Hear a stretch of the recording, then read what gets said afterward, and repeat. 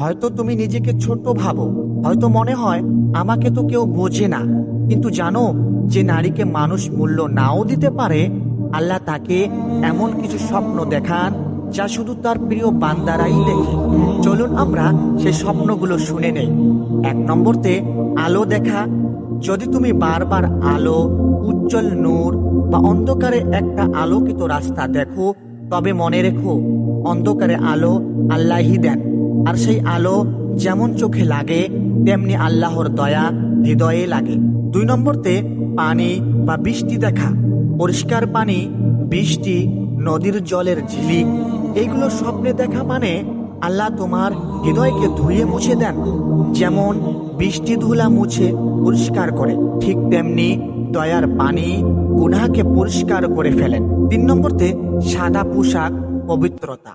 সাদা কাপড়, পবিত্র কোনো জায়গা, পরিষ্কার রাস্তা, এগুলো স্বপ্নে দেখা মানে তোমার ভিতরের পবিত্রতা আল্লাহ দেখেছেন।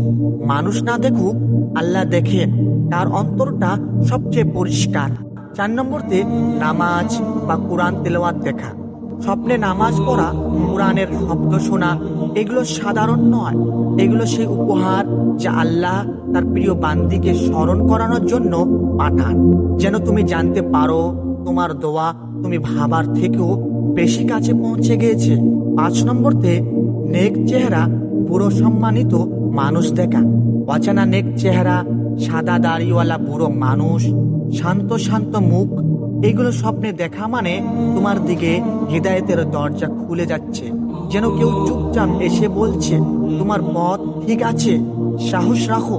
দুনিয়া ভুল বুঝলেও আল্লাহ কখনো ভুল বোঝেন না। মানুষ মূল্য না দিলেও আল্লাহর কাছে তুমি মতির থেকেও দামি। তোমার স্বপ্ন যদি সুন্দর হয়, জেনে রেখো, আল্লাহ তোমার ভবিষ্যৎ আরো সুন্দর করে রাখছেন।